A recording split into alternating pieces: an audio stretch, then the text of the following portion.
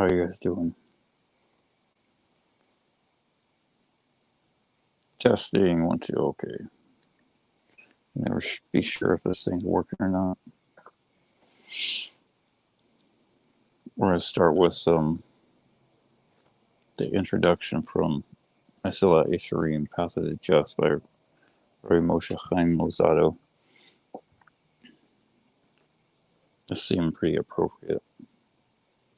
What has been transmitted to us through our parents and what is generally self-evident to every religious individual is insufficient. But yet we see that time can be found for all other branches of study, yet for this no time is available. Why can't a person at least designate specific times for this purpose? He's talking about studying of Musar, there's really no good English word for it. Basically refining a person's character traits.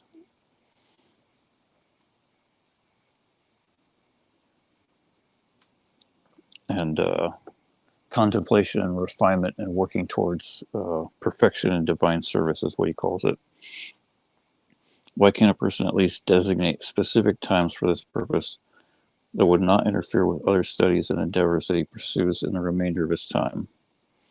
Scripture states in the prophet Job, chapter 28, verse 28, "Behold, fear of the eternal, this is wisdom." Our sages of blessed memory comment that Hain here means one, for that is the meaning of the Greek word Hain. Thus, fear and fear alone is considered wisdom. And surely something that does not require study and investigation would not be considered wisdom. In actuality, all these matters demand profound study for one to truly know them rather than in a subjective matter or through faulty judgment, and particularly if one is to acquire and truly understand them. Truly understand. Therefore, he who delves into them will see that piety is not contingent on those things. Piety is not contingent on those things. Man, I lost my place there.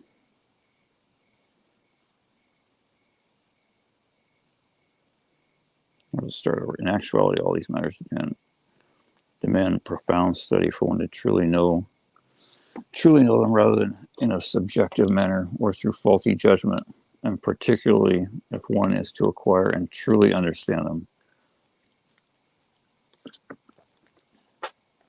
Therefore, he who delves into them will see that piety is not contingent on those things that the pseudo-pious in their foolishness consider relevant, but rather on true perfection and profound wisdom. This is what Moshe Rabbeinu, may peace be upon him, the prophet Moses, teaches us when he says in Deuteronomy chapter 10, verse 12, "Yet now, Israel, what does the eternal your God request of you? Only to fear the eternal your God, to follow all his ways, and to love him, and to serve the eternal your God with all your heart and your entire being." There's a side note. The sages say that a Jew is supposed to be ready to surrender all their property to perform one commandment. That's what that verse means. Pretty intense. And to keep the Eternal's commandments. Oh, I skipped it. And to serve the Eternal your God with all your heart and your entire being, and to keep the Eternal's commandments and statutes. Here, Moshe incorporated all the elements that are necessary for the perfection of that service that is desired by the Holy One, blessed be he: fear of the Eternal, walking in his ways, love of the Eternal, perfecting the heart, and observance of all the commandments. Fear of the Eternal refers to the fear that his exaltedness inspires. One should express fear before him as one would before a great and awesome king. I should feel embarrassment before the Eternal's greatness in every movement that he makes, and particularly when speaking before him in prayer or when engaging in the study of his Torah, what you may know as the Old Testament, or 5 books of Moses, and the oral law, which most people completely disregard or disbelieve or whatever. Walking in his ways relates to the finest traits of character and their cultivation, as our sages of blessed memory have explained. Just as he is merciful, so shall you be merciful. The underlying principle being that a person must conduct himself with honesty and integrity in all his various actions.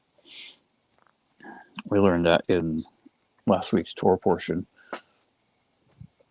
It's in the description of the video. Last week was Ki Tavo in Deuteronomy chapter 25, if I recall correctly. Honest weights and measures. You shall have equal weights and equal measures, a weight and a weight, a measure and a measure. For an abomination of Hashem your God are all who do this, all who act corruptly. Everyone who doesn't have honest weights and measures, not just honest weights and measures, but anyone that deals corruptly in business is an abomination to God. There's some brutal stuff every week if you read. God just punches us in the face all the time and says, we thought other people had horrible sins and committed horrible acts, but once we pay attention to read, we find out that, oh, whoa, it's like we did some pretty horrible stuff at one point in our life too, and we need to do a lot of teshuva, teshuva, a lot of serious repentance.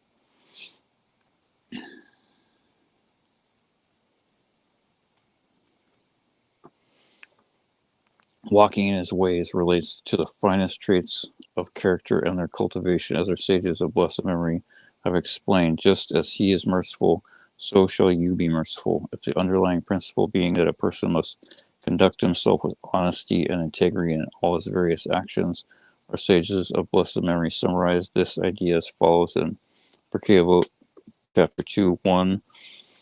That which brings acclaim to the doer and earns him the acclaim of others, namely all that moves toward the goal of true benevolence, meaning that it results in the strengthening of Torah and promotion of harmony within society. Love, to implant love of the Blessed One within a person's heart so that his soul is stirred to find favor before him, just as one's heart is stirred to please his father and mother. That's a big one that a lot of people get horribly wrong, is not honoring their parents, which we're all obligated to do, and fearing our parents. And he will be anguished if he finds this quality deficient in himself or in others. Furthermore, he will zealously safeguard it and will rejoice intensely when implementing even a part of it, perfecting the heart so that the service before the Blessed One should be carried out with pure intent for the purpose of serving him only and with no other motives. This means that one's heart should be totally devoted to the divine service, not like one who lacks commitment or acts out of habit. Rather, one's whole heart should aspire to this. Observance of all the commandments means complete observance of all the commandments with all their specifications and stipulations. Goyim, non-Jews, don't have to really worry about this a whole lot, at least not as much as a Jew does. But once we really start to learn how detailed and complex things are, it's a lot more than everyone thinks. The law is not rarely black and white. There are so many situations where it's, how do I do this? I need some help. All of these principles require much elucidation. I have found that our sages of blessed memory have incorporated these elements in a different type of arrangement, more detailed and specific and systematized according to the order necessary for their proper acquisition. Their words are found in a Bereta cited in numerous places in the Talmud, such as the one in chapter, I'm not going to list that. From here, Rabbi Pinchas ben Yair says, Torah brings one vigilance. Brings one to vigilance. Vigilance brings one to alacrity. Alacrity brings one to spiritual cleanliness. Cleanliness brings one to abstinence, and not in the abstinence that where like most people think. Not complete abstinence, especially not of intimacy. That's stuff that extreme Catholic weirdos think is piety, which is not. Abstinence brings one to purity. Purity brings one to piety. Piety brings one to humility. Humility brings one to fear of sin. Fear of sin brings one to holiness. Holiness brings one to divine inspiration. I think that's probably Ruach HaKodesh. Divine inspiration brings one to resurrection of the dead.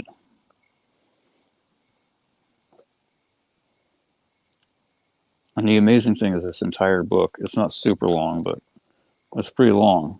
The entire book is the Ramchal elaborating on this one long sentence. How to get, follow these steps to get to basically one level below prophecy. And then if you're basically one of the 36 hidden righteous people in the world to resurrect the dead, which is probably not going to be any of us.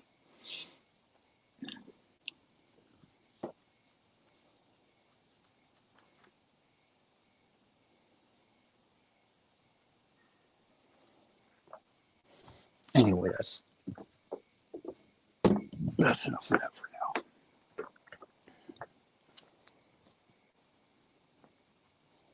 Still got a ways to go. We're just in the beginning.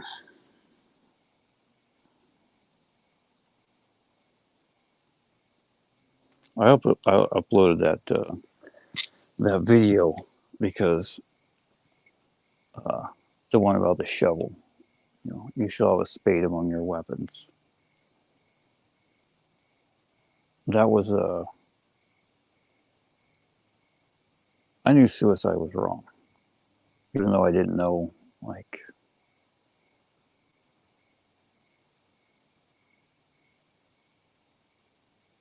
exactly how or why. But I knew in my heart it was wrong. And I didn't say anything. Not that anyone, probably wouldn't have listened to me anyway, but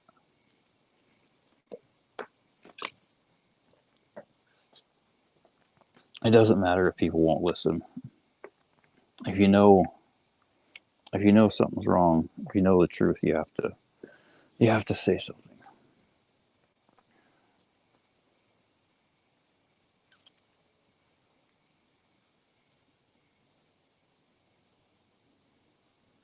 But as I learned once I started doing teshuva, like serious repentance, learning the truth for real.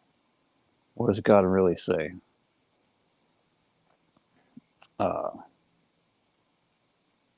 learned that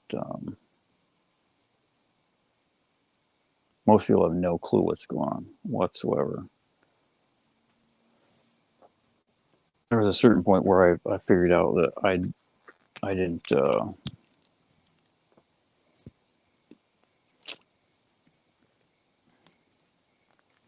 I got to a point where I knew enough to where I got scared, basically. To where I knew I needed to do something, but I didn't know exactly how, because like it says in the 5 books of Moses, you shall rebuke your fellow and not come into a sin because of him. And the sages teach that is said for 2 reasons. You shall not come to a sin because of him. One is because you shall surely rebuke your fellow. And if you don't, then all their sins will lay upon you. Like every sin they commit that you don't rebuke them for, they go to your account. So it's like extra motivation. And then the other one is if you do it wrong and you mess up bad enough, then they go on your account anyway. Or, then it's, well, not their sins, but the sin of not rebuking properly. Anyway, thanks to Kenneth in the comments on the video for asking that question about where is the source for why it's a sin to cremate a body. There is lots of stuff in the Bible, especially the important part in the 5 books of Moses, where all the laws are, that is not crystal clear, especially to people who have no wisdom, no understanding, and no knowledge, which is most of us at first.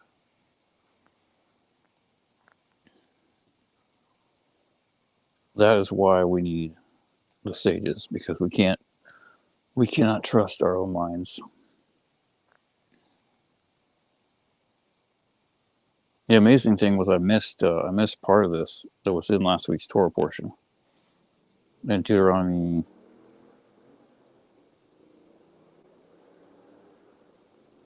21:10 through 25:19 was last week. You tuned in at a super time because it's getting extra terrifying this week.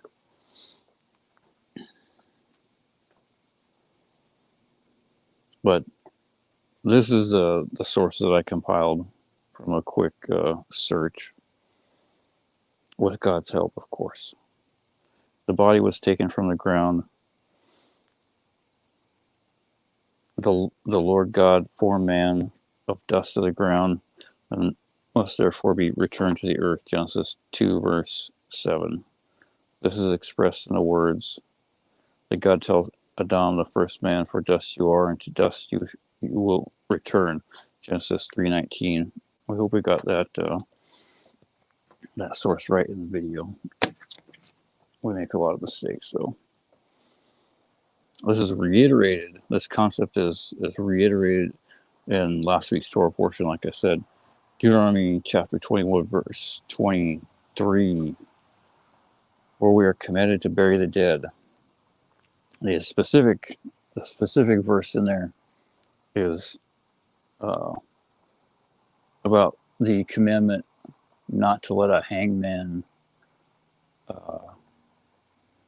not to let the body of a hangman stand overnight. Not even overnight, until like you take it down before nightfall.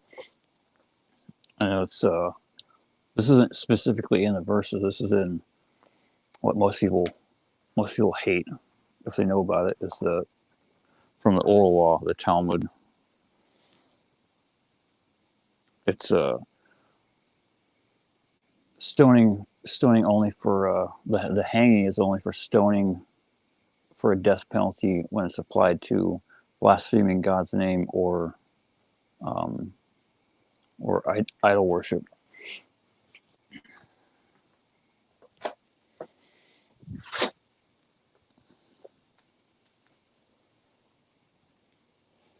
If you're a new subscriber here, it's you're either going to hang in there or you're going to take off like right away. So I'm not going to beat around the bush.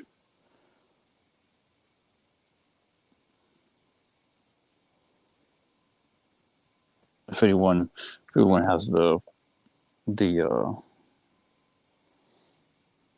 inkling to make it this far into the stream, this is what we were talking about in that video. Get used to lots of hard work. I mean, personally, what I recommend you all do is subscribe to Rabbi Reuben. It's in the There should be a link in. Man, I think I forgot. I'll have to post that. Anyways, if there's not a link in this stream, there is in the recommended channels on the homepage on this channel. Just scroll to the bottom. Oh no. Maybe I can figure out how to work the internet.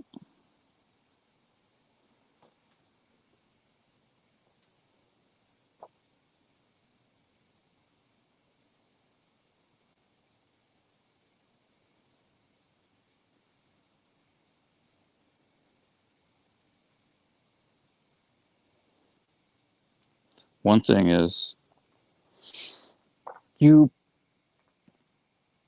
I can highly recommend that you watch as much as you can stomach of Rabbi Reuben's lectures, but I guarantee you're not going to like at least something that you hear. Guaranteed, because it's the truth. And one thing that we have to get through our thick skulls is the truth is not something nice to hear most of the time. Truth is brutal. Truth tells us that we have a lot of problems and that our way of thinking is completely deranged.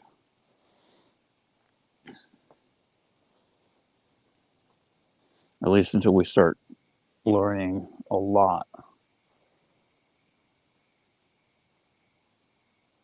Thank God for God giving us strength to finally overpower my evil inclination, take learning more seriously.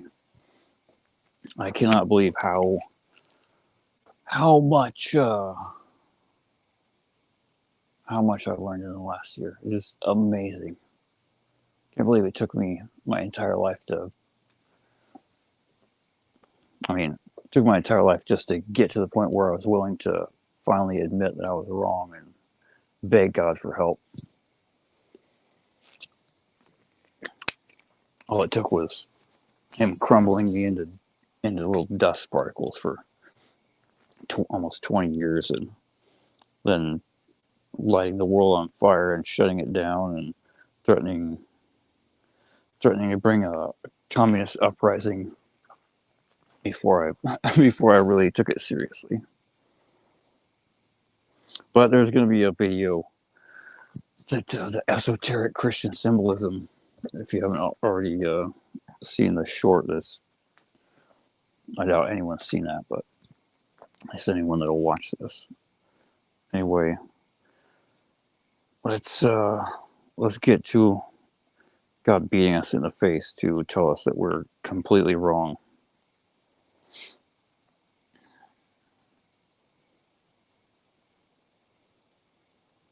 In Deuteronomy 21:23,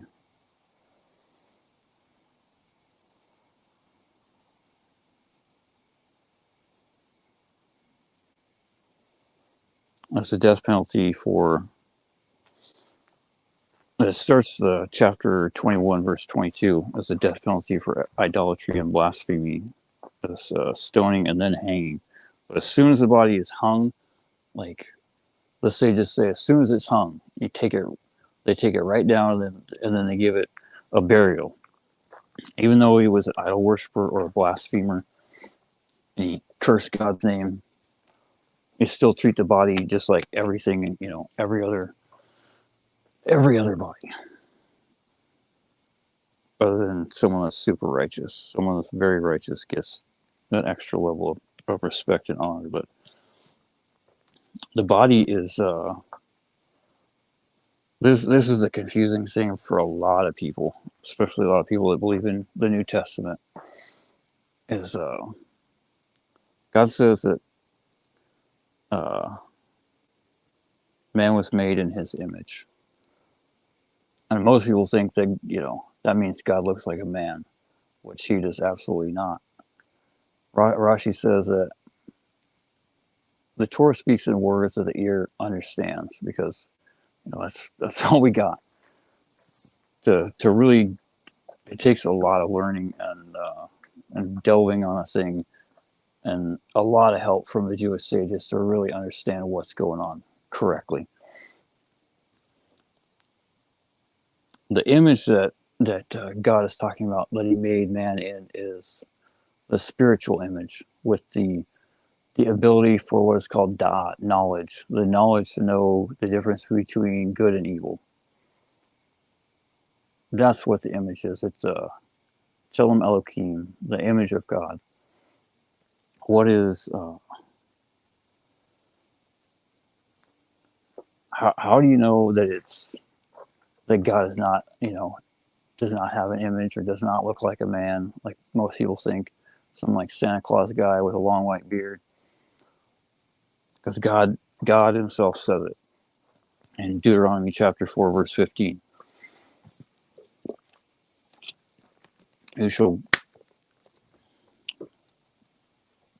I'll have to go look this up. We can't remember which one's which.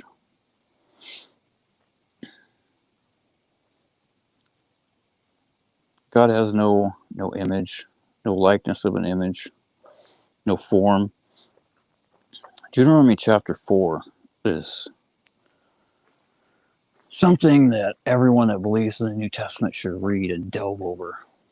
Really just start reading.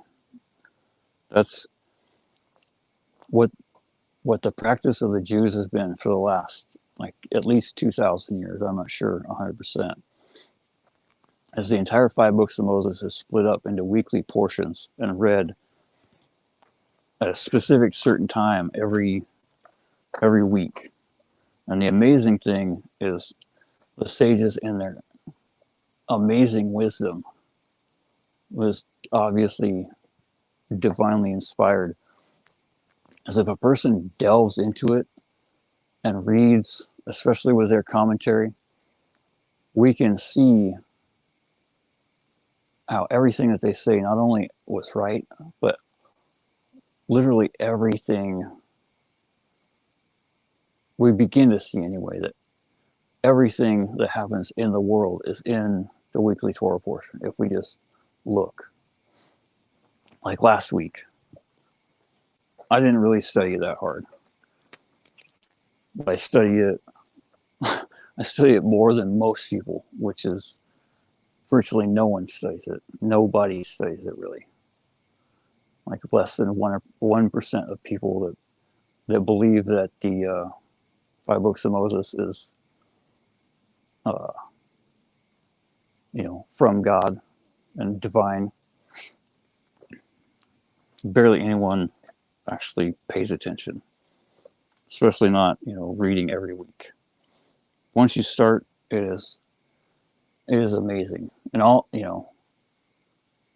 found one little thing about a shovel, and it was on the exact day that I went and buried my uncle's ashes. And it wasn't like I decided. It was like I've been waiting.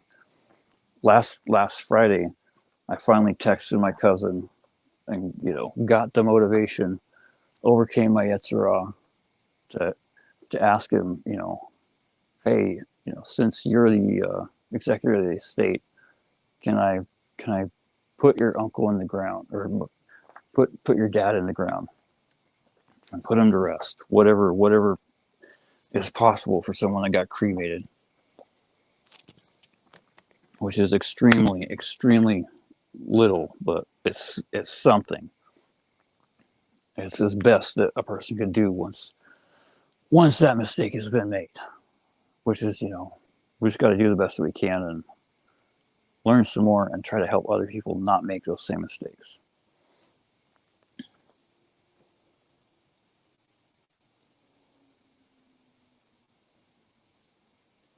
But the other thing that I totally missed until Kenneth asked that question, where, what's the source for cremation being a sin in the Bible? I totally missed that it was also in the Torah portion. Everything is in the Torah portion, like every single thing. But we only can see like the little tiniest bits. And that's after we like toil. At least for me personally, I try with as much free time as I can to just delve over it. And so when you see like the words of the sages, that they're true, and you know that they're saying things they don't make sense to you, but when you can see little bits and pieces, and you know that how much they worked for what they knew. They studied the Torah, they studied the 5 books of Moses, they're written on the oral law their entire life, like all day, like 12 to 18 to 20 hours a day. A lot of them, once they got old, like after they were 50, 60 years old, a lot of them learned all day, like 18 to 20 hours. They barely slept, like slept 2 to 4 hours a night. And they learned from the time that they were 5 until they were 100. Because that's the job that God gave them in the world. He let them find all kinds of amazing things. And a person, I mean, a lot of this stuff, if they set aside their bias for just a small moment, they can see some of the things that are just, obvious and true. Like how much wisdom they have. But what most people want to do is they want to take the little bits and pieces that they agree with, and then they want to dump the rest in the garbage. And God's truth does not work like that. It is perfect and complete. And when anyone tries to disregard any of the small, tiniest thing that they don't like, it suddenly starts to rot and fall apart. And it turns from perfect and from God to complete garbage. And it's not too long, unless a person corrects themselves fast and swift, before they go from a chance of serving God to serving Satan. And it's really that black and white and that simple. And the world is a treacherous place. Deuteronomy chapter 4, verse 15.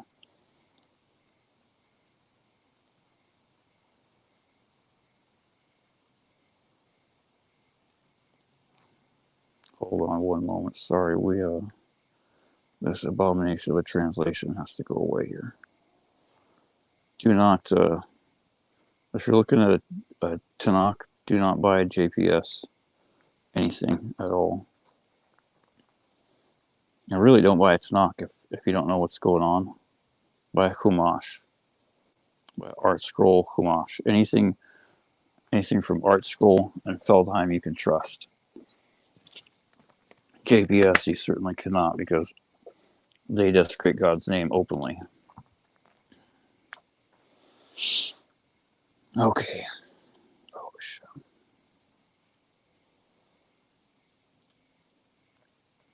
Deuteronomy chapter 4, verse 15. Guard your souls, for you saw no manner of form on the day that the Lord spoke to you in Horeb out of the midst of the fire. Guard your souls. That's what it says. A lot of the translations don't say that. They say, take heed for yourselves, or, watch out. No, it's guard your souls.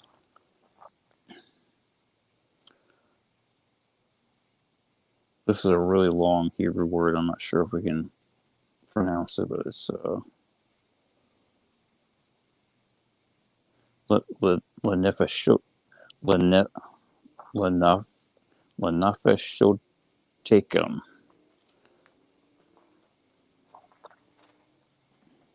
Guard to your souls, like protect your souls. Why would a person need to protect their souls because of what they didn't see? Because someone a little over 1,000 years, 1,500 years, till it really took off from the time where God gave Moses and the Jews the Torah at Mount Sinai. We're going to make some religion based on a dude Verse 16 in chapter 4 of Deuteronomy, lest you become corrupt and make a carved idol, the similitude of any figure, the likeness of male or female, the likeness of any beast that is on the earth, the likeness of any winged bird that flies in the air, the likeness of anything that creeps on the ground, the likeness of any fish that is in the waters beneath the earth, unless you lift up your eyes to the heaven. When you see the sun and the moon and the stars and all the hosts of heaven, you should not be misled to worship them and serve them, which the Lord your God has allotted to all the nations under the whole heaven. And the only reason it says that is because, he didn't really allot them to the nations. The non-Jews are not permitted to worship stars and stuff.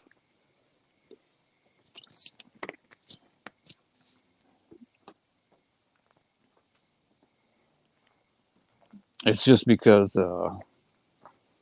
God knows that most people just don't care. They're too lazy. Spiritually lazy people. And so, like Rashi says, God gives the nations these fake things that don't have any power. They're all subordinate to him. Because en od milvado. There's God. He is one and perfect and singular and unique, and there is nothing else. That is it. There's only God.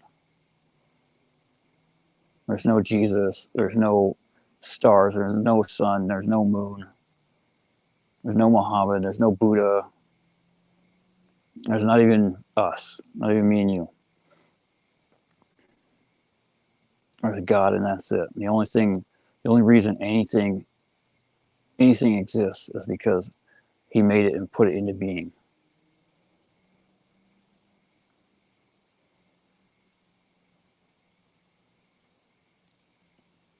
And the church came along after Jesus died. I guess first we got to go over that one. The reason why the Jews went to the Romans and said that Jesus should be executed was because that's what God commands. And you shouldn't trust me. I mean, not like you would anyway, but you need to do the work. You got to go and look this stuff up. I believe this is in Deuteronomy chapter 13, where it talks about the false prophet. Doesn't matter what he does. Doesn't matter what he does. He can make miracles. He can open the sky. He can redo Mount Sinai. But if he says one word that goes against what the sages teach, any one word against anything in the written or oral law, one word, anything, immediately he is deemed a false prophet, and all his signs and wonders are garbage. And people ask, why would God do such a thing? And God himself says, because the Lord your God tests you to see, see what's in your heart, basically. Did you pay attention? Did you read at all? Anything? And for most people, the answer is no. We didn't pay attention. We didn't even care for most of our life. We're busy off committing so many sins. Or just fulfilling our own desires, even if they weren't technically sins. We're too busy worried about, physical pleasures and money and cars and guns and clothes and complete garbage and nonsense that are going to turn into dust just like us and return to the earth. And they're not going to last.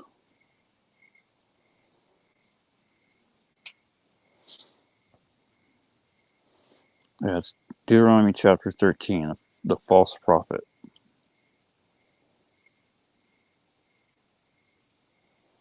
Every week, If we read, God is pounding us in the face with the truth, just beating our brains in.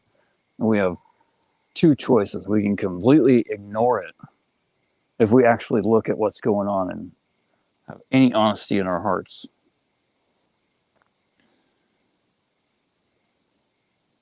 As for that prophet or that dream diviner, such a one shall be put to death for having urged disloyalty to your God, who freed you from the land of Egypt, redeemed you from the house of bondage, to make you stray from the path that the Lord your God commanded you to follow,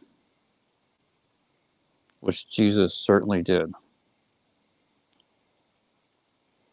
The really sad and insane thing is it only got worse from there, which is how it all works. It all starts with just one thing. Just don't listen to the sages on this one thing.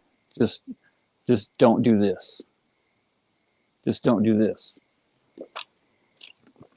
And eventually, after enough time, it becomes so disgusting and corrupt, it's obvious that it's wrong. I mean, pretty much every person that calls themselves a Christian or believes in the New Testament, they look at the Catholic Church. If they know any, read one verse in the 5 books of Moses, or just have any kind of sense, they look at the Catholic Church and they know that something is severely wrong there, because they're doing everything against what God says. They have carved images and I mean, now the Pope is basically like running a gay pride parade, and that is the end of everything that seeks to take one tiny piece out of God's perfection, which includes what the sages say. And you guys probably aren't going to believe that. So we got to have proof. We got to have a verse.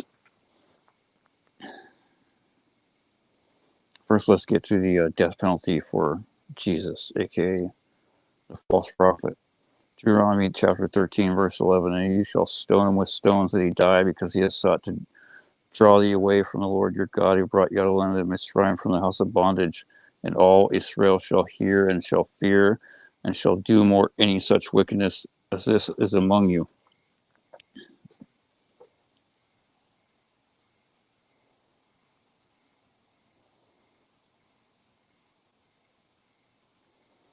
Now, for the proof to why the rabbis have any authority to say anything 2,000 years ago or today. We learned this 2 weeks ago in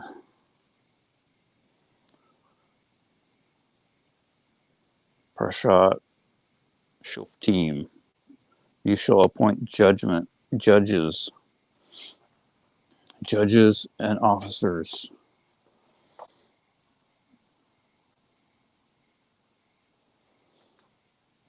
And this, I'm sure a lot of translations try to hide this a little bit as much as they possibly can, but if you go to the original Hebrew, it's impossible. I mean, one, the word Kohen is translated as priest accurately. That's a Kohen is a priest, but there's no other Levi. Deuteronomy chapter 17, verse 9. Anytime there's a dispute, it just starts in verse 8. If there arise a matter too hard for you in judgment, between blood and blood, between plea and plea, between plague and plague, matters of controversy within your gates, then you shall arise and go to the place which the Lord your God shall choose, meaning to wherever the temple service is held, either the temporary tabernacle in Shiloh, or I forget what the other place was. And then once it moved to the Temple Mount in Jerusalem, when they built the temple, it means go there to the gates where the great Sanhedrin was, where all the judges were. And keep in mind, this is a judge, someone who knew the law.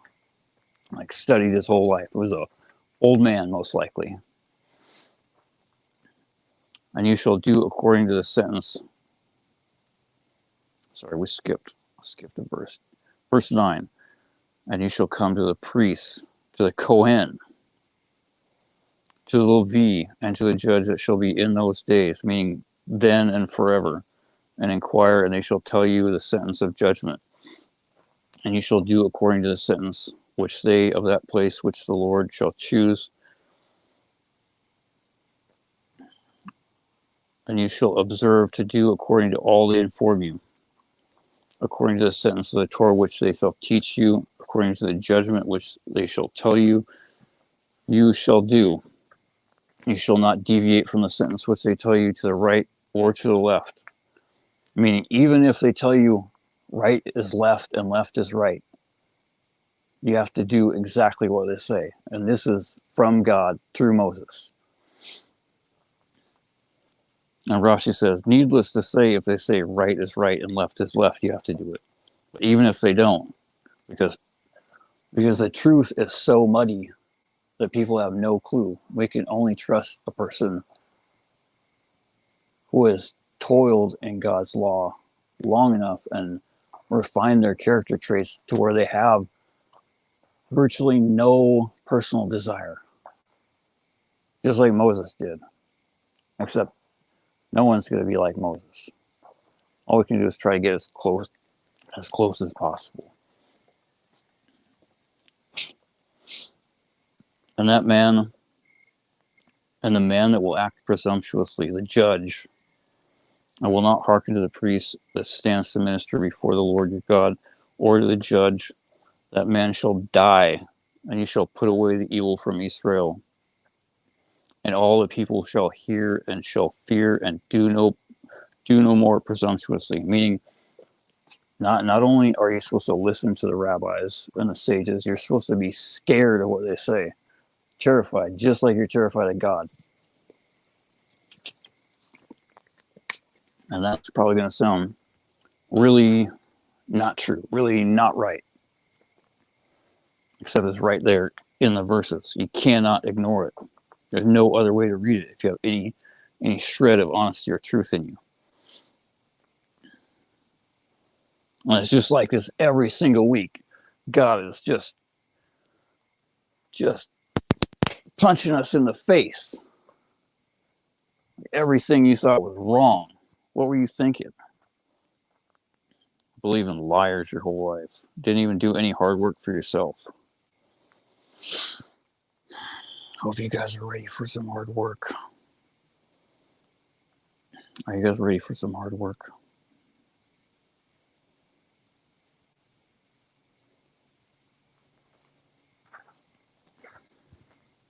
Because you got to dig with your spade. Dig with your spade to get down to the truth.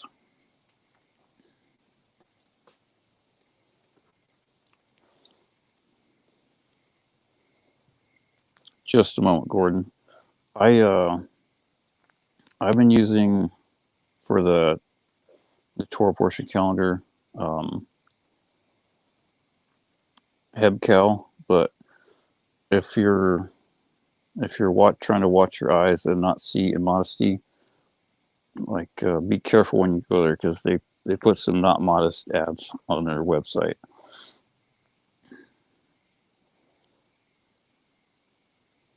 CalJ is a good kosher application for your phone. You can use that. It's accurate, and there's no immodesty on there. And I'll have to. It should be listed. The Waco Torah portion should be listed in the in one or both the streams. I'm not sure. I've been trying to put them up on some of the videos just because to me, they stand out as like a glaring example of what a person can find. And like I said, that is just like one. God gave me another little bit on 9/11 too that I'm still not 100% on. But because the 9/11 one is different though. It's the Torah portion, like the exact reading for Tuesday, September 11th, 2001. But there's also verses all throughout the 5 books of Moses that all kind of match up, but it's more, it's not as exact. It's like they kind of, there's one that's still a little, like I'm not 100% clear on exactly how to read it. Some of this stuff takes a long time, like Rabbi Reuben says it takes, like some insights will take years. Like you get a piece here and a piece there, and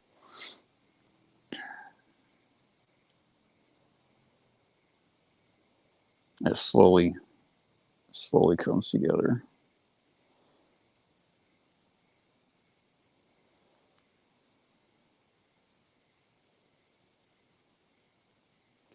Tetragrammaton Torah. Why didn't I? Man, I should have known that. The Kohen shall clear the house. Leviticus, sorry. Tetragrammaton Torah, it was a double portion this year.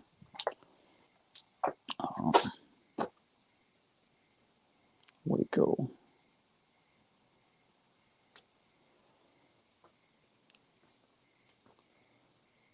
The exact reading for that day was Leviticus 13, chapter 13, verse 24 through 39.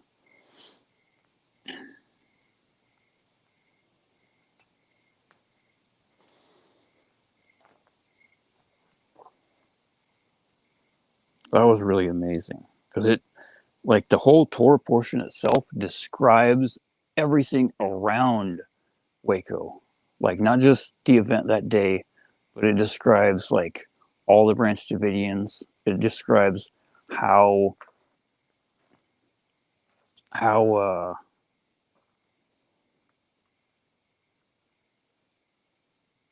David Koresh was conceived. It is so amazing. It's just phenomenal. The first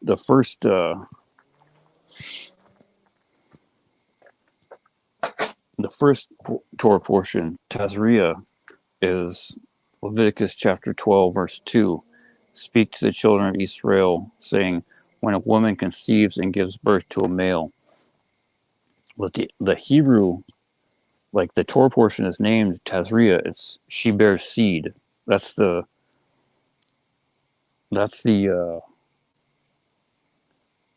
Hebrew, like, proper translation for the Torah portion. The name of the Torah portion is she bears seed, evil, wicked seed, because of the things that a person sees and what they think about during the act that they conceive the child. They were thinking about immodesty and idolatry and disgusting filth, and they brought David Koresh into the world.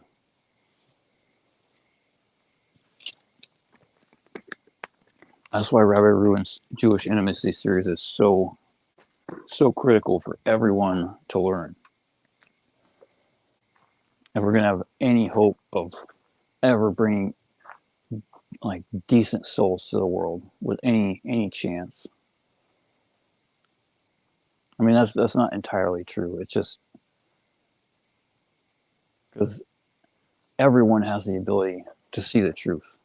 It's just when a person does something like, what David Koresh's parents did, it brings a mountain that they have to overcome to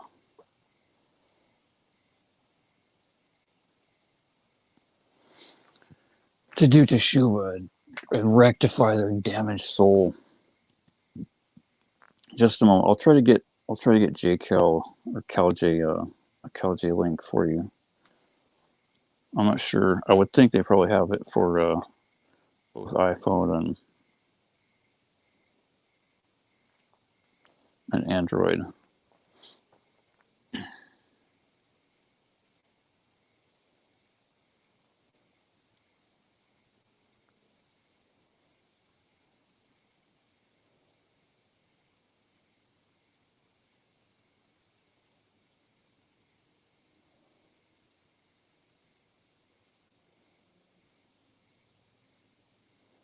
I can't find the, there's the one for Google. I think you can click these. At least last I checked in YouTube, there were active links. If not, let me know.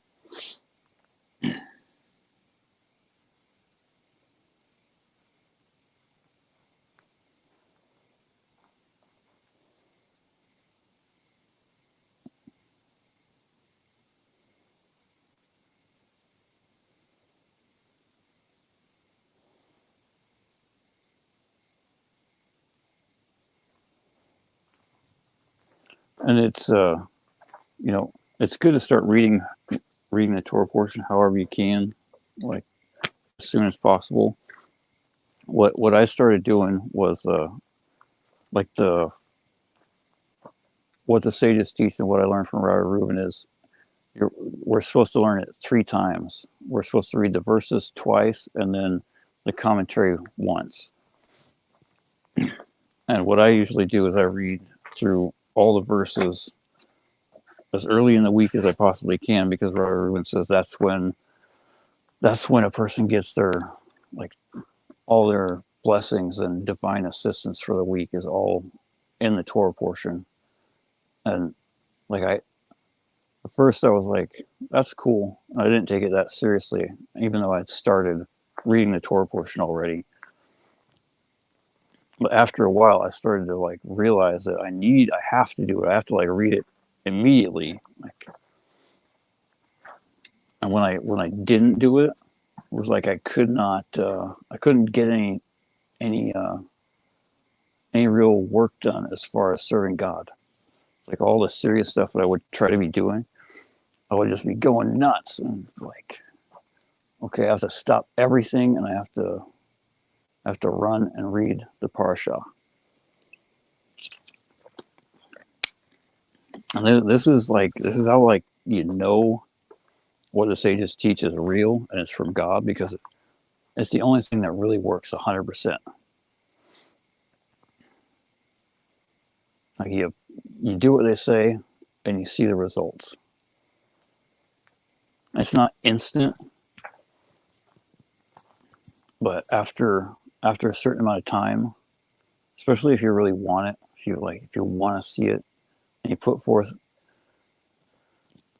a serious effort, even if you know God technically doesn't really want to give you, you know, if we don't have the merit to receive like a whole lot of wisdom from heaven, if we fight really hard for it, if we show God we want it, we don't know what's going on, we don't know what anything means, but we see enough that's true, we work really hard, God will literally open our brains up and just start pouring stuff in.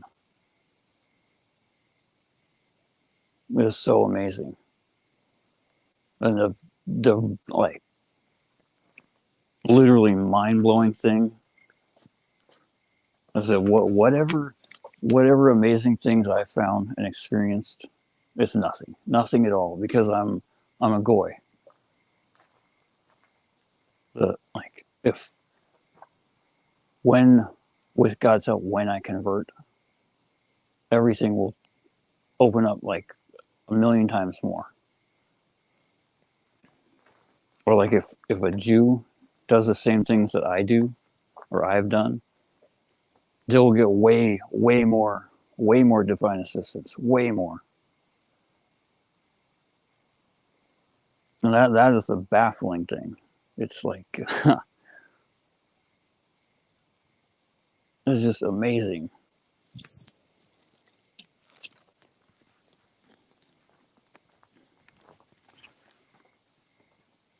Rabbi Reuben's rabbi is Rabbi Ephraim Kaklon.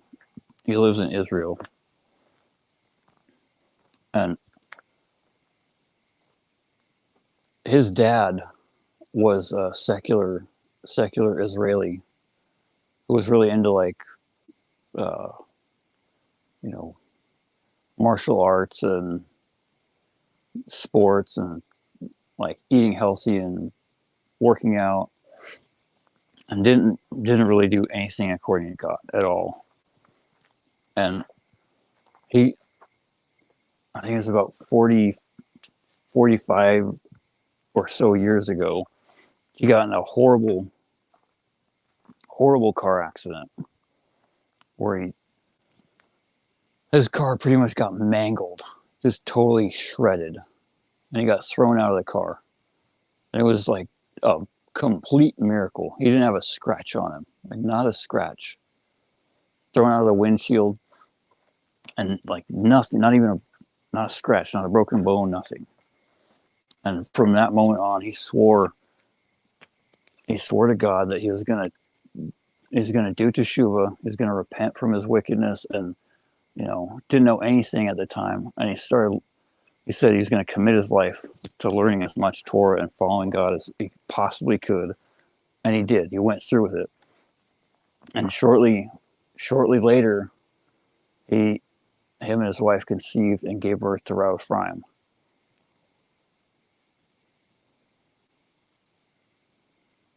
And Rav Ephraim, Rabbi Reuben's rabbi, is what is called a gaon, a genius in Torah.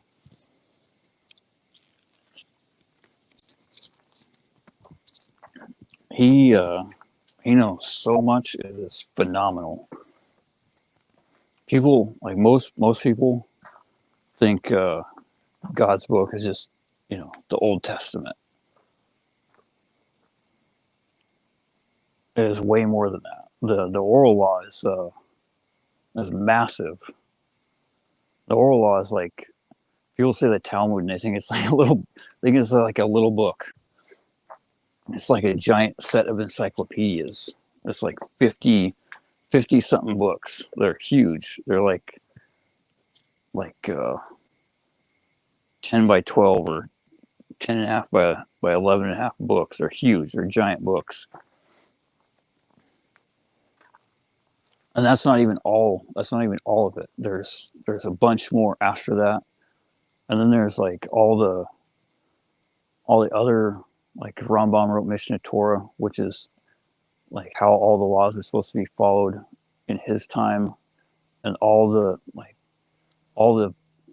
finalization of all the details of how exactly they're supposed to be followed. And then there's more stuff after that, like huge massive works, like hundreds and thousands of pages, and there's just tons.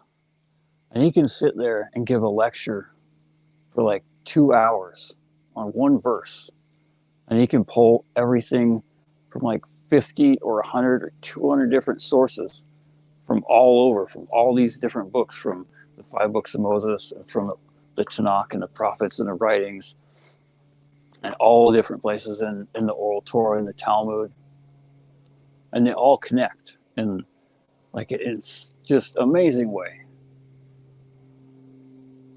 And it's all in his head, like all up in his brain. He's got it all memorized. The Talmud is part of the oral Torah. The thing that we have to understand is that a person has to learn what we can apply, because our purpose in life is to learn and to do what God says. But there's there's a bunch in the Oral Torah that doesn't apply to non-Jews. And the other reason is there's some things that do, but it's all sprinkled, like it's all everywhere. So and everyone has to learn, like with some kind of guidance, whatever we can get. Otherwise, we'll just learn whatever we want to, and it won't be focused. Like I think you probably missed the thing, that the excerpt of Meselat Yesharim passage just that I read, but the Ramchal in the introduction, or shortly after, in the first chapter, he talks about how this divine service of God has to be structured in a certain way, because otherwise people take things for granted and they just do whatever they want to, and they think, you know, they think they're serving God the right way, and they're not. But the oral Torah is so confusing because there's a bunch of, I mean, like like the like that anti-Semite anti-Semite stream that I did last week. Like all these people came out of the woodwork and posted quotes from the Talmud that are always taken out of context by people who don't even think. It's a quote from quote about the sages discussing a extremely sensitive topic about child rape. And the ridiculous thing is people don't think and use their heads at all. The sages were judges. They had to judge cases of the Sanhedrin where they would get, you know, everything from property crimes where some guy stole a goat to horrendous crimes like murder and rape. And so they would have to investigate these things, but not just in a judicial matter. It's also you know, since they're God's judges, they have to involve aspects of the Torah, and so they're delving into everything in ways that most people just can't comprehend, like why it's important, or, you know, anything, because they don't know enough. And so they take these things completely out of context.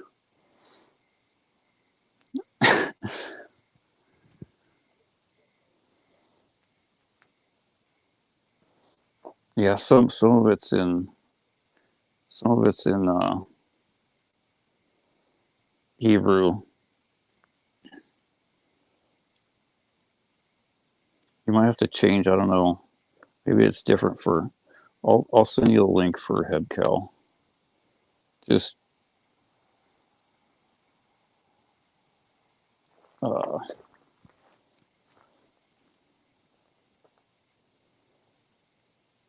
really don't like doing this.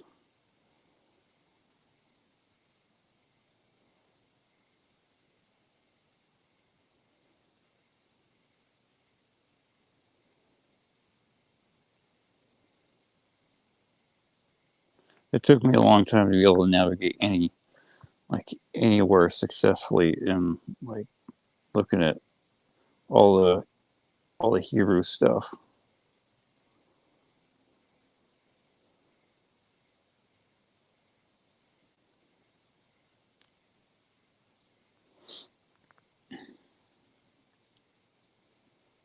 Parsha.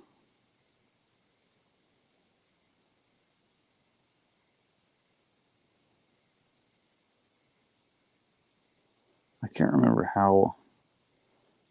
I guess I just go into the app, or the. I've got it on my.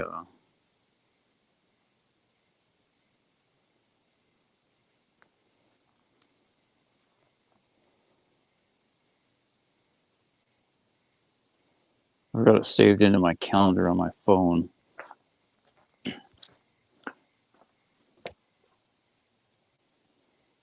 Generally, you can just look it up in a search, like what is the weekly Torah portion.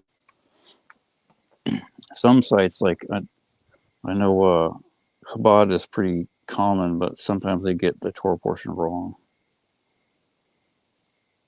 The ideal thing is to jump in and then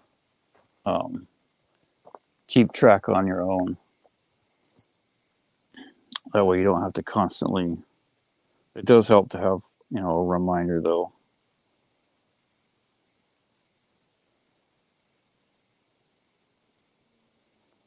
I can't remember how I got it into my calendar.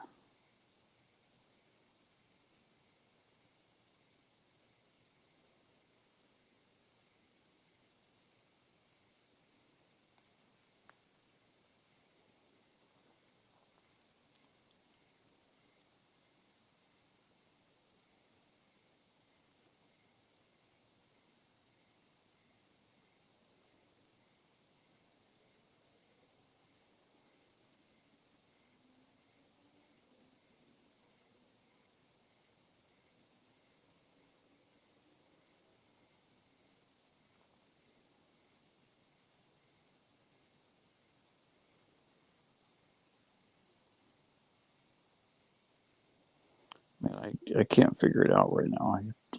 Sorry.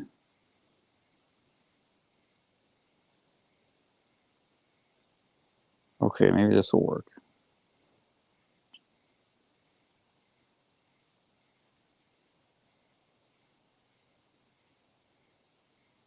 Which phone do you have? Do you have iPhone or Android?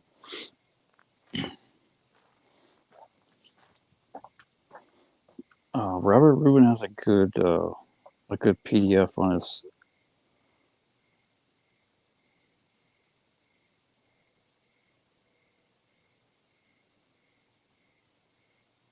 website for Hebrew words.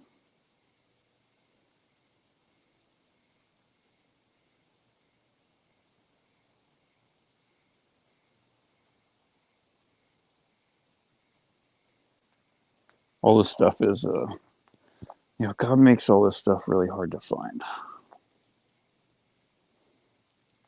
He wants us to work really hard.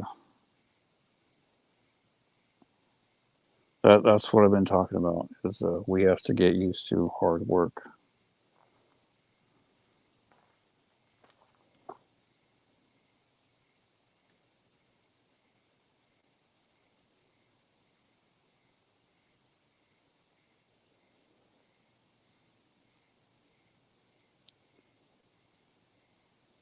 Lots of hard work. Man. Baruch Hashem. It wasn't that hard. Hopefully this will help you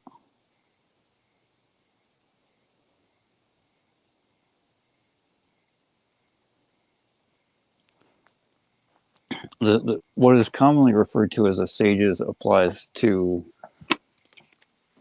people like rabbis, great rabbis of generations past, generally like older than a couple hundred years ago. It's a little bit. It's generally like 1600s and before, or often referred to as sages, but it's kind of flexible.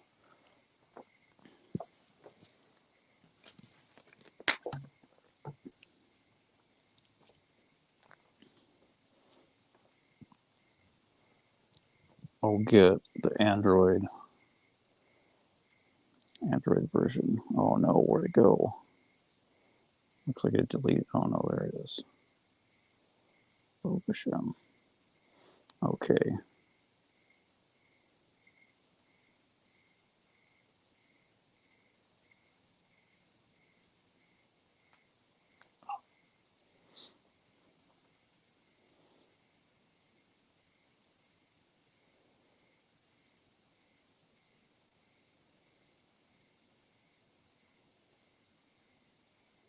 There's a Torah portion. I don't know why it's so hard to find some of the, like the Hebkel website is hard to like navigate to get to what I want to download for this or that. Or I think you can customize it to get different stuff on there.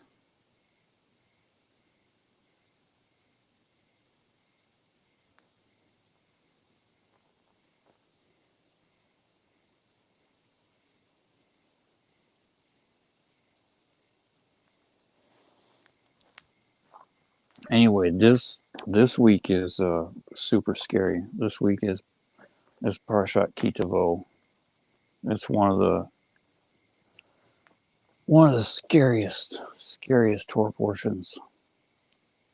There's another one that's really terrifying that is often overlooked. Is the two scariest they're commonly referred to are Bechukotai and Ki Tavo, where God gets super serious, that he's not joking around.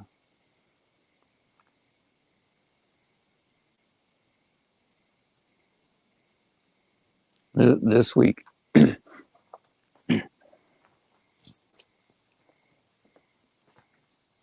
God tells Moses to prepare the nation for exactly what they're going to do once they cross the Jordan and get into Eretz Israel. Half the 6 tribes stand on Mount Ebal, and half the tribes stand on Mount Gerizim. I can't remember if the Levi stand in the middle or if they're split as well. But half the tribes on one mountain and half the tribes on the other. And all the Levi yell all these blessings. Like, if you follow, God's commandments and keep the Sabbath and do honest business and I forget all the verses, but it's if you do everything that God commands, He will open the windows of heaven and pour out blessing immeasurable and the fat of the land and the dew of the heavens, and you shall, no woman will miscarry, and just every possible good thing that you could possibly never even think of. No complete miracles, really. All your food crops and everything is going to be so abundant and perfect. It's going to be literally a miracle. No bugs in your food. Not all your enemies will run away. Like a 1,000, or one of you will chase 1,000. Or one of you will pursue 100. Or no, one will pursue 1,000, and I forget what the rest of it is. Basically, everyone will be terrified of you, and you won't have to worry about anything because everyone will know that you are my people. But if you grow fat in the land, once I bless you and you forget that I took you out of Egypt, and forget that you're obligated to keep my Torah mitzvot, then horror upon horror, just an endless list of the most scary, terrifying curses you could possibly imagine. And it just seems like it never ends. You think it's okay, this has to be the worst. It can't get any worse than this. And you turn the page, there's like a whole nother page of just like, I'll bring upon you all the curses of Egypt and more ones, new plagues and old plagues that you have not seen. And God literally says he'll make them eat their children, eat your babies.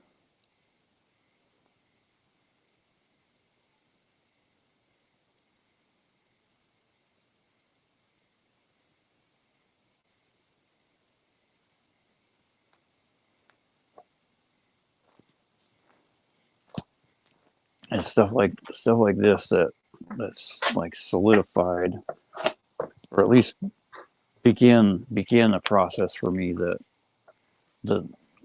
what was going on in the 5 books of Moses was the truth. Because by the time I read this, I had seen the proof in history. Like, I dug into some of the stuff for this and from secular sources. So it's like, okay, if they say that this stuff happened, then not that we're really not supposed to believe people that don't follow the Torah. You're not supposed to believe them, even if it looks like it's true. Because for the same reason why you're not supposed to believe Jesus or any false prophet. Because Hashem, your God, tests you.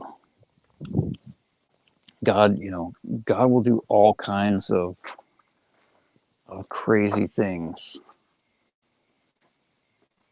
And the only possible way that anyone is going to be able to have any kind of clarity to know what is true and what is false and which way to go is by learning as much as possible. And we just have to get used to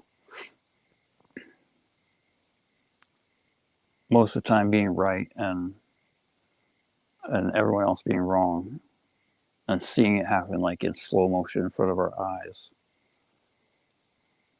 It's like, I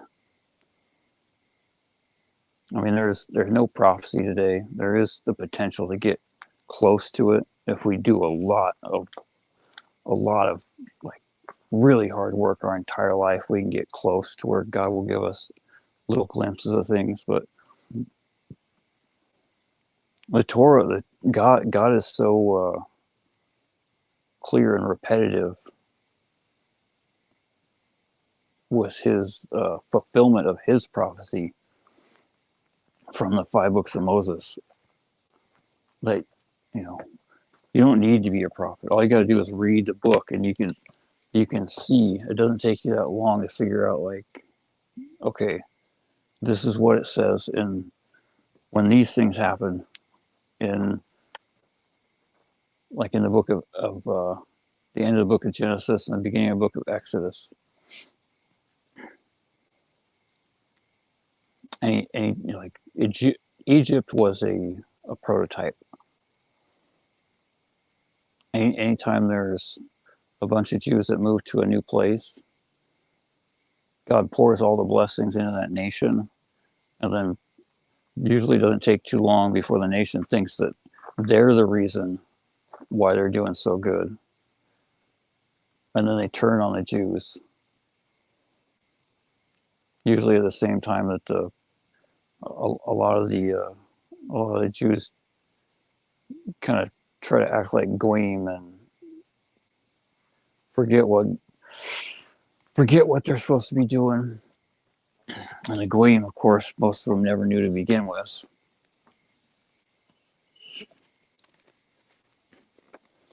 And it's the same thing. The same exact thing happened in Egypt happened in every single country. And of course we live in Egypt. We live in Edom.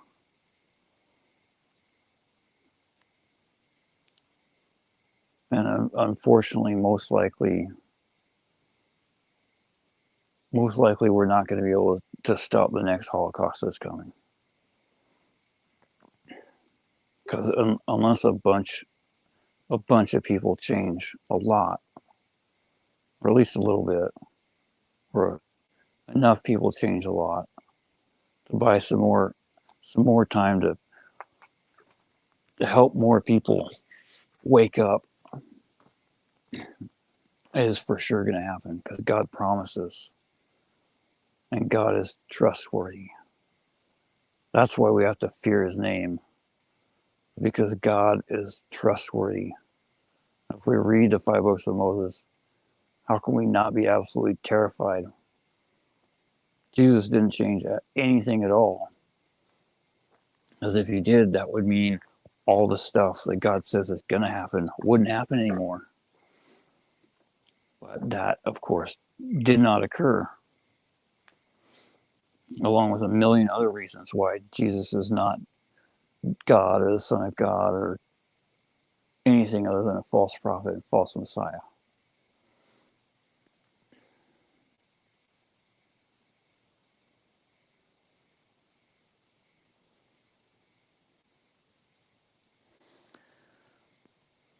It is the weirdest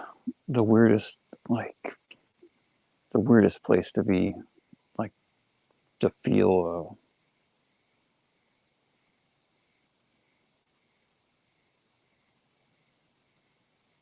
to be able to understand what is going on with so much clarity, at least on the grand scheme of things.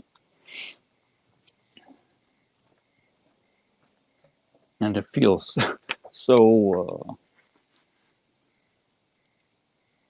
so lost at the same time, I guess.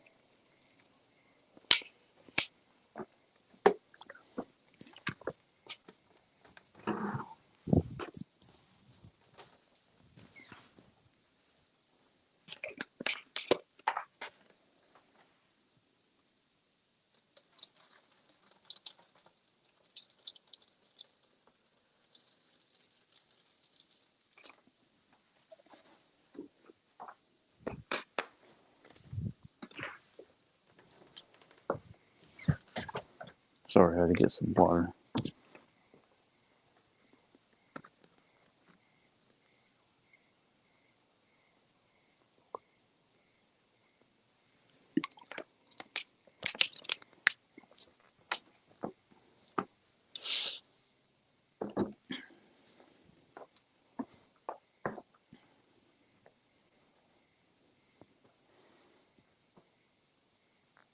I don't know if anyone is going to make it this far to hear this, or anyone else is not watching, listening right now. But none of this is my opinion. This is all God, and not the God doesn't talk to me other than in suffering. Like he talks to everyone. I try to listen as best I can, but it's God because He says it in His own book, and you can see its proof in history. All we have to do is open our eyes. Unfortunately, people are blinded by their desires, by their arrogance, by their pride.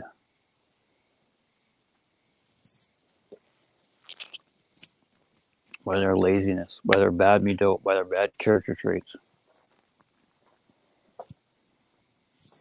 People don't want to put in the effort.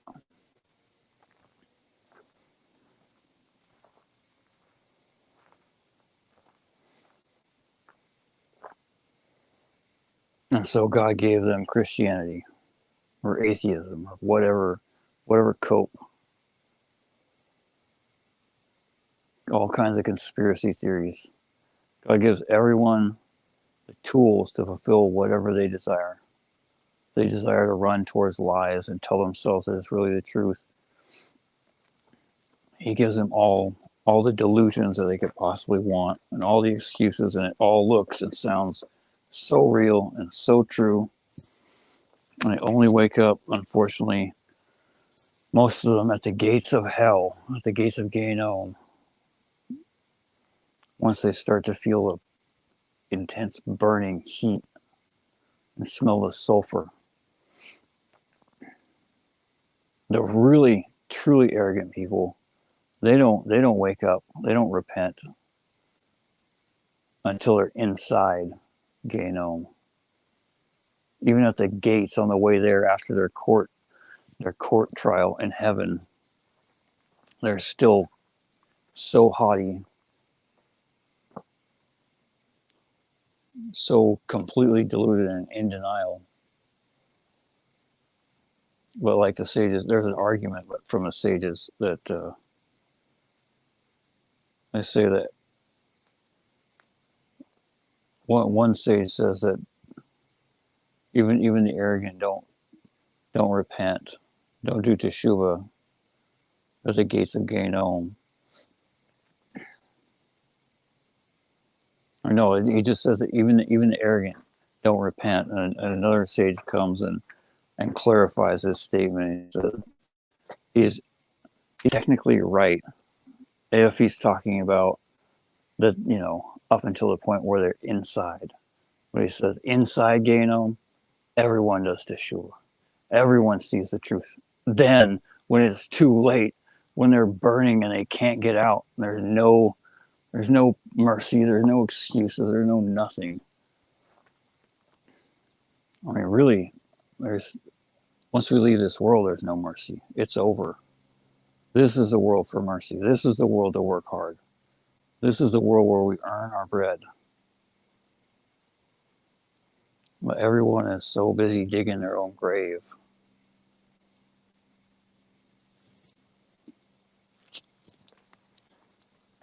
And just to them, it looks like a fancy castle.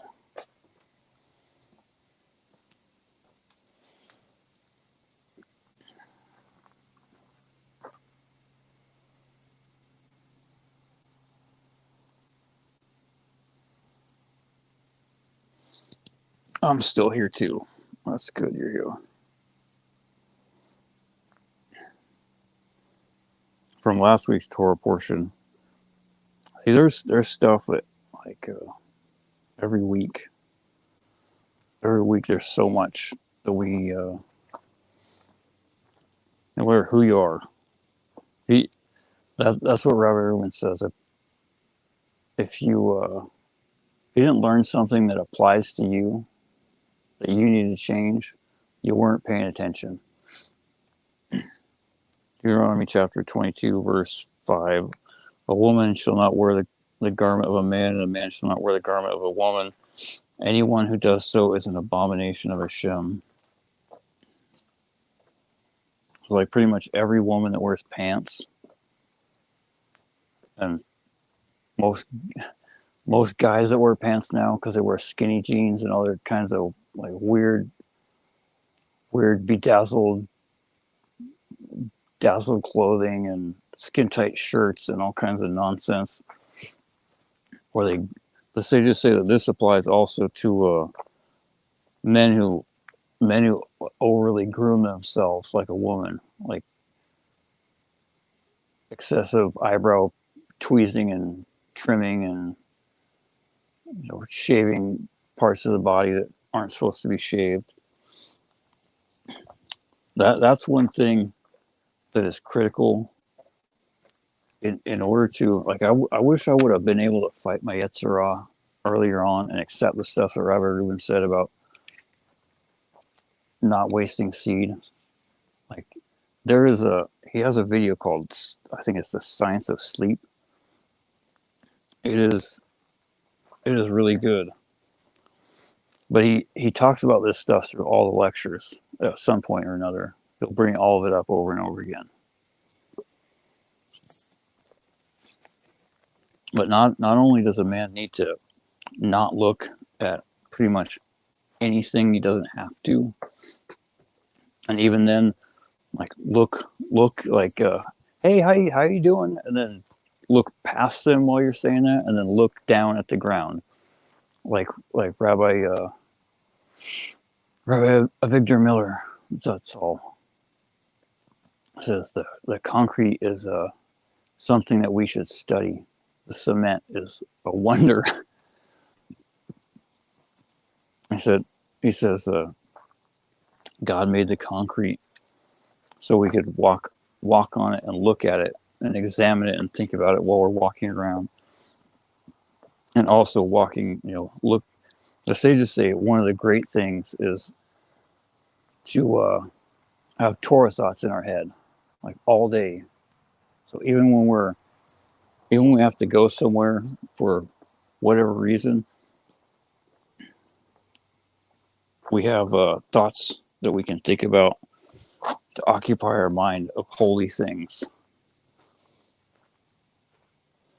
So always have some lesson from Pirkei Avot, or something you heard in a Rabbi Reuben lecture, or some verse from the Torah portion.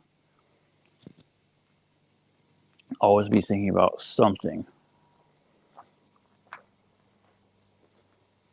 But aside from not looking at immodesty, all of us have to do, like, an extra level of stuff, because we've corrupted our souls so badly from pouring in all the filth through the things we looked at.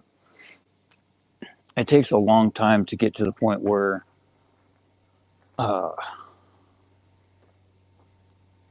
guy doesn't waste seed accidentally at night.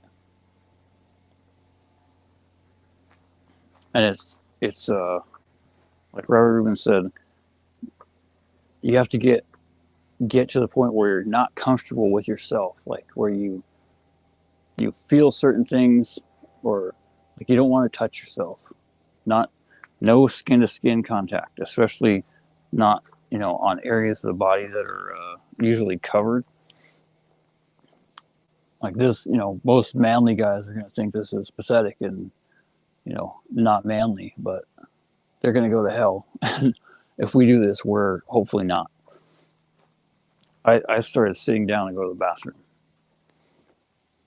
because I realized that that's the only way is to do what the rabbi says. I mean, God's like we learned a couple weeks ago. God says so. So if you're smart, you'll do what he says because he has experience and it works. And it does. If we do it, it works, especially if we're extremely vigilant. At first it's like if you don't have a wife, at first you can maybe go 7 days, like a week. And then if you keep at it, then it gets to the point where it's 2 weeks. And then a month. And then, you know, hopefully we get to the point where we have a wife so we don't have to go longer than that. But, you know, if we take it serious, eventually God will make it so we don't commit sins, even accidentally. Even if we completely destroy our souls for most of our life before we saw the truth and did teshuvah. But there's a way to sleep too. Like not just like when you take a shower, do everything with a washcloth, and don't look at yourself in the mirror, and don't groom yourself excessively, and, you know, don't be comfortable with yourself naked. I got to the point where I thought I was just going nuts, but I realized now that it's because I'm sanctifying myself to some degree, to where all the stuff that didn't bother me before, like all of a sudden I realize that when I lean next to the sink, I'm like, this isn't comfortable. I need to stop this. There's something wrong.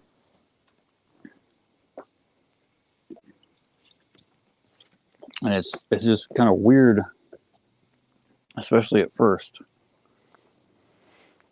Because before, the soul in the body is so numb and so used to being comfortable. It doesn't notice any of that stuff. It's just whatever. Free as a bird. Whoo.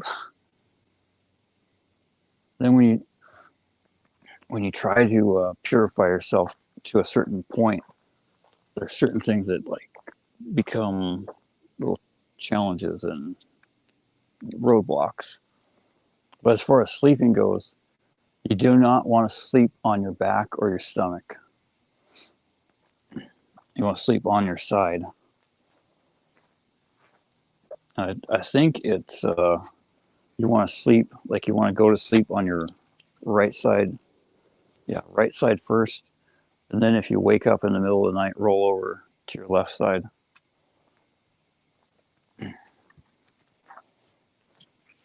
I mean, logically, it doesn't make any sense to me, but the sages say it, so it works. And Baruch Hashem, I finally started applying it, and Baruch Hashem, it works.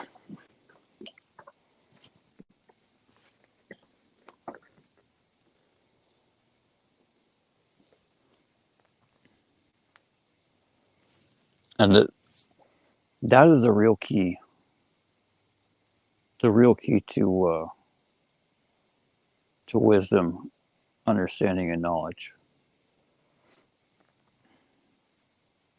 Robert Irwin says it is the foundation. For a man, it is not wasting the spiritual abundance, which is our seed, which is what the Torah calls it, zera, seed.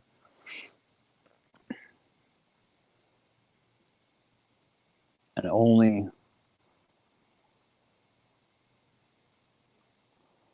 only being,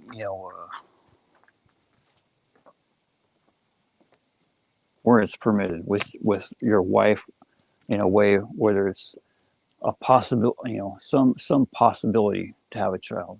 Doesn't matter if the woman is technically barren according to science, because Abraham and Isaac were both barren, or not them, but their wives. The miracles are up to God. All we have to do is just follow what He says.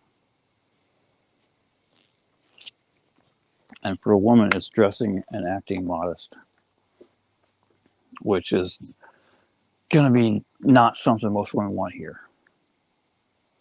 At least what that entails, because people are accustomed nowadays to dressing like complete. I mean, in the time of Moses, through all the prophets, even prostitutes dressed modest.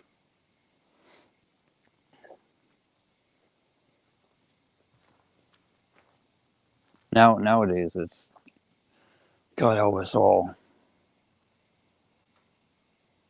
But the thing to remember is not what we did before, or if you're just new here, what we are like right now, but what we're going to do with the truth that we know.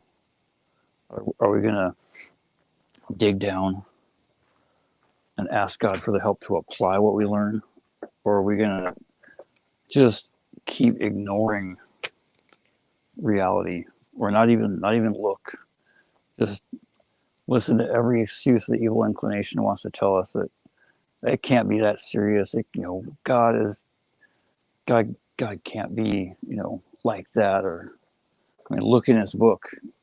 This last week's Torah portion, the last two Shoftim and Ki Tavo are all about preparing for war. And not just physical war. I mean, that too. Like, literally, that's the amazing thing about the Torah, the 5 books of Moses. Everything is in it. That's what the sages say. A fokba, a kulba. Delve into it and delve into it, because everything is in it. Literally, all the stuff that you want to learn for how to have any chance to survive any kind of physical battle is in the 5 books of Moses. And certainly anything to survive spiritually and get close to God is definitely only in there. But the Torah portion last week talks about, in Deuteronomy chapter 23, verse 10, when you shall go out to camp against your enemies. It opens with, and this is the Torah source, if anyone wants to know,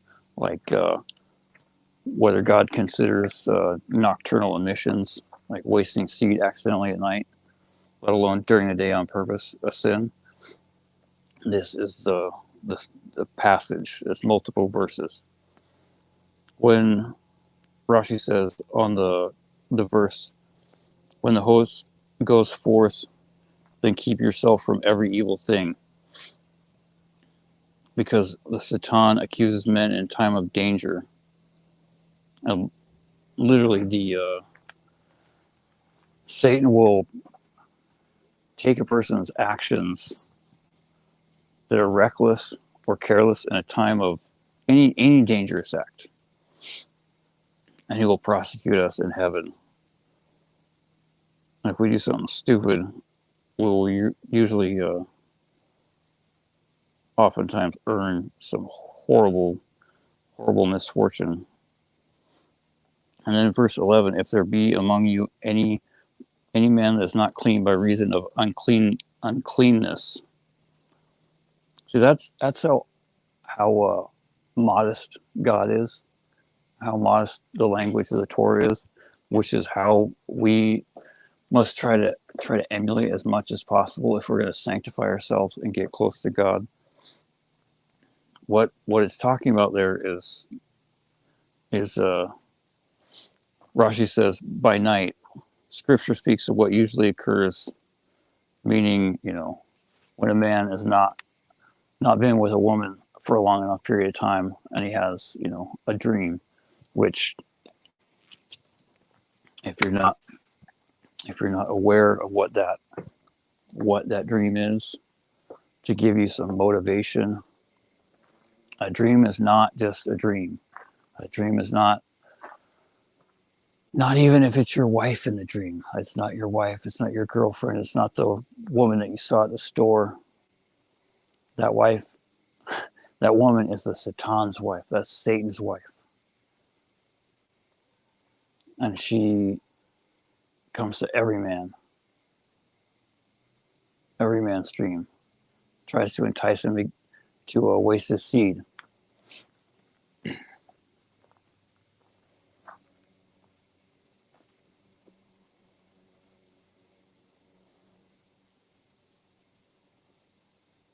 And just think about all the, especially the U.S. Army, all the disgusting filth that they do, all the recruits when they go off to boot camp, and then they're stationed in some hellhole on the other side of the world. They're not following this at all. This is literally a miracle. Or not really a miracle. It's only because God wants our cup of sins to fill up before he wipes us off the face of the map. Just like Egypt and every other country. Unless we wake up and do a lot of hard work. This is why it's important to guard our eyes for a man, and for a woman to wear some clothes that are loose-fitting and modest, and not say hi honey to every guy, or to post a photo on the internet anywhere.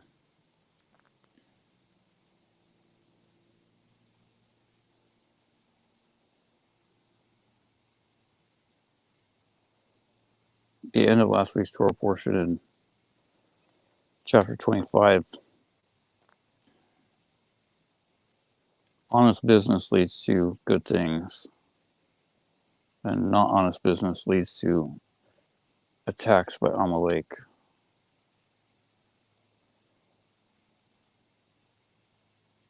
Amalek is anyone that hates the Jews.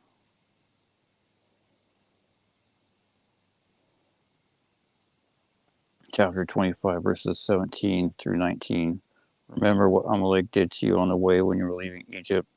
They happened upon you on the way, and he struck those of you who were hindmost, all the weaklings at your rear when you were faint and exhausted. And he did not fear God. Rabbi Zev Solfagic says, this phrase explains why Amalek is the most despised of all the nations that warred against Israel. Amalek attacked from the rear because he feared people and not God. Attacking the weak and feeble, those least able to defend themselves, showing special contempt for God.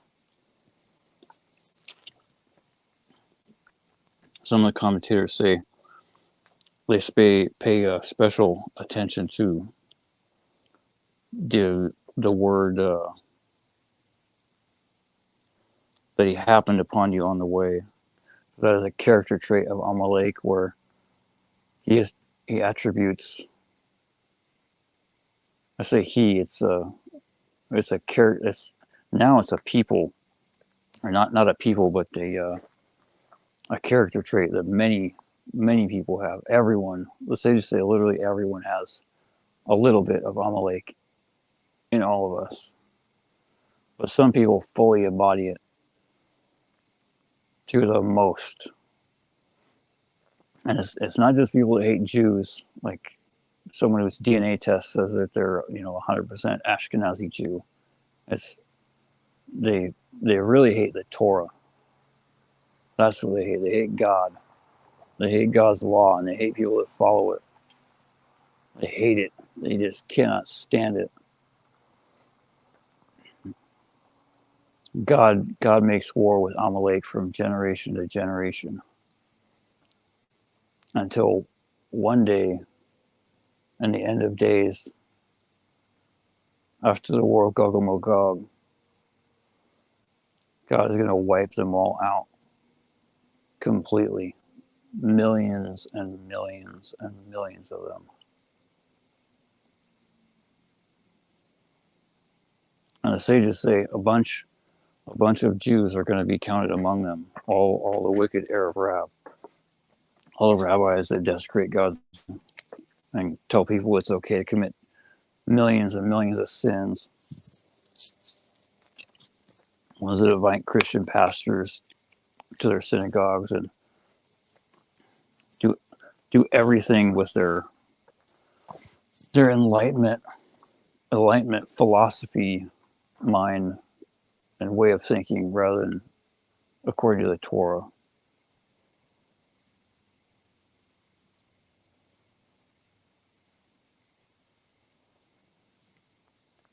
Yeah, that's the amazing thing, is that doesn't make any real sense. As everyone, the sages say this, and they said this thousands of years ago when this really didn't make any sense. It made like no sense whatsoever. They say all the enemies of the Jews are all going to unite,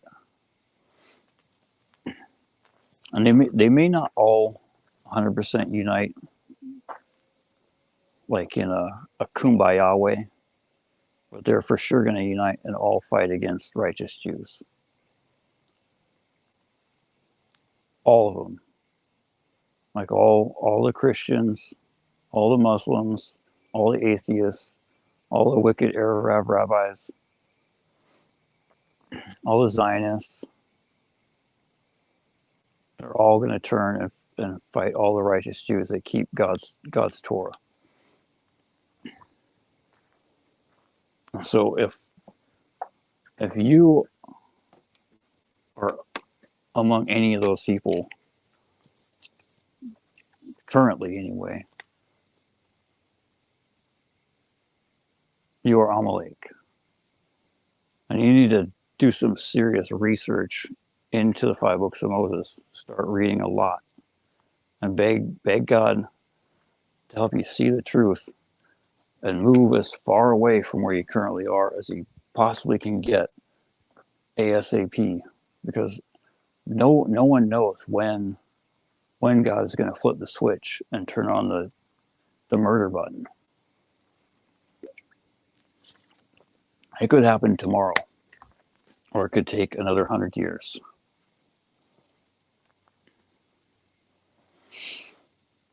But when it happens, if a person isn't at least making a serious effort to get as close to God and know the truth as we possibly can, things are not going to be clear, especially with regard to refining our character traits, because that's the thing that I mentioned in the I've been an anti-Semite nearly my whole life stream, like from last week. That's what was the stumbling block for me, is God first opened my eyes that I was doing something severely wrong in about 2015. All of a sudden, it was like living in a coma for my entire life, and then waking up and realizing that, I don't know how, but it was like I saw God's going to bring the Holocaust real soon. And hey, you're going to be a part of it. Yeah, I knew what, I didn't know anything really at the time, other than I knew what that meant. And that meant that, look at the end of the Germans. Look at the end of anyone that ever went against the Jews. After God was finished with them, like it says in the prophets, woe unto Assyria, the rod of my staff. Because although God gives them power to torture and punish his nation, eventually when he's done, he cannot look at them. So he breaks that rod into little bits and burns it into dust.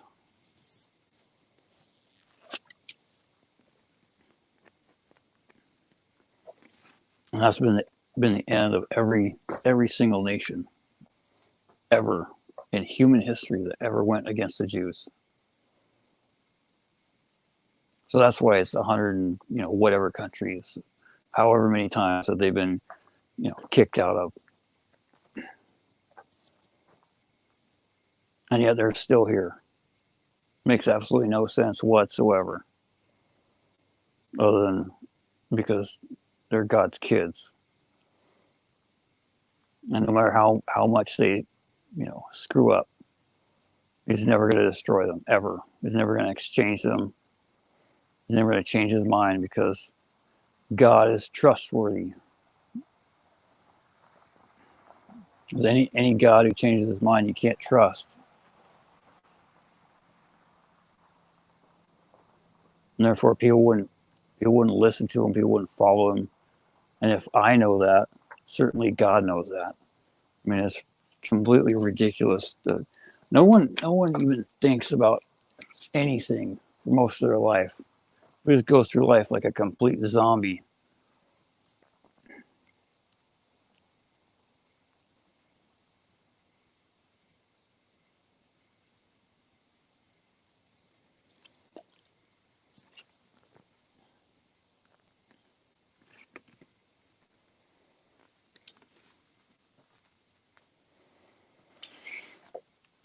Okay, man. Wow, it's late. If anyone's new here, you got to do some work. Get out your shovel and stop digging in the dirt and filth. And start digging for the truth. Stop working on all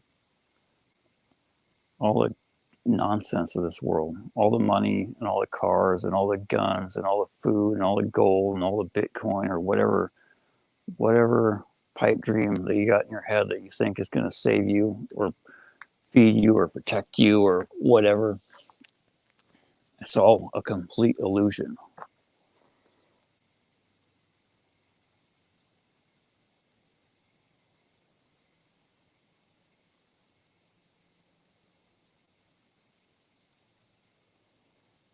And oh, Milvado, there's a God and nothing else. And so if we're smart, we'll learn what He says and make sure it's right by going to the Kohen, to the Levi, to the judge who shall be in those days, and learn from him.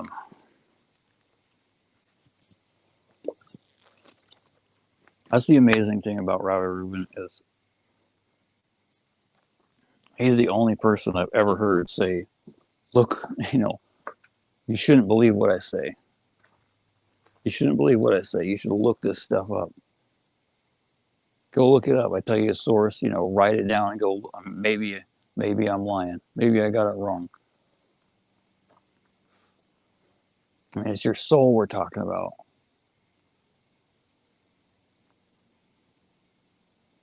When he says people are spiritually lazy, just like the Ramachal says,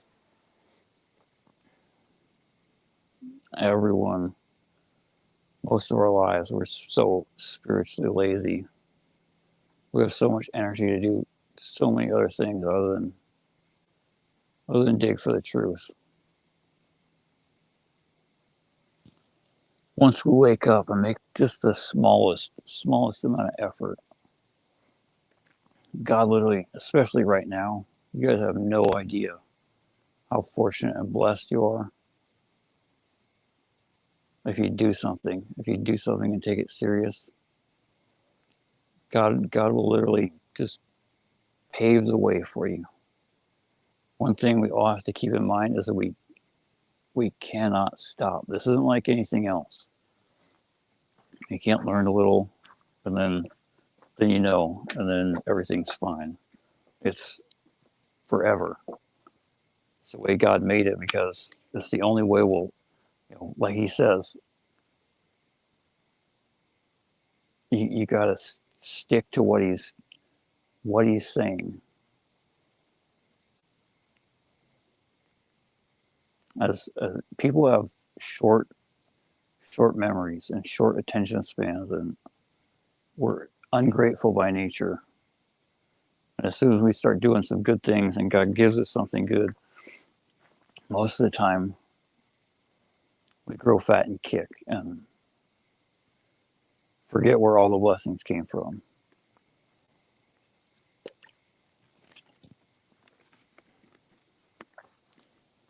Do not forget.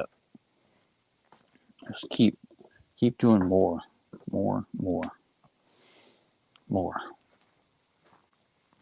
every day. Learn, apply. Even though it may look like it's just you have no clue how it's even possible. It is certainly possible.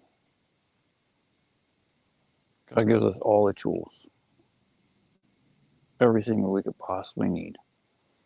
We just open our eyes. Listen to the sages. Listen to Rabbi Reuben. Listen to God.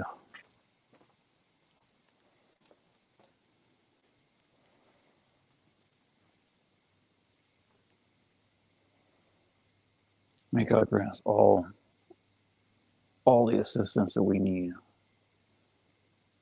and strength and protection from the Yetzirah, and wisdom to know what he's saying and to know what he wants from us and to follow it and to do even more in our Avodah Hashem, in our service to God. Not just from now until Rosh Hashanah on September 15th when night falls, but next year, forever, till we die.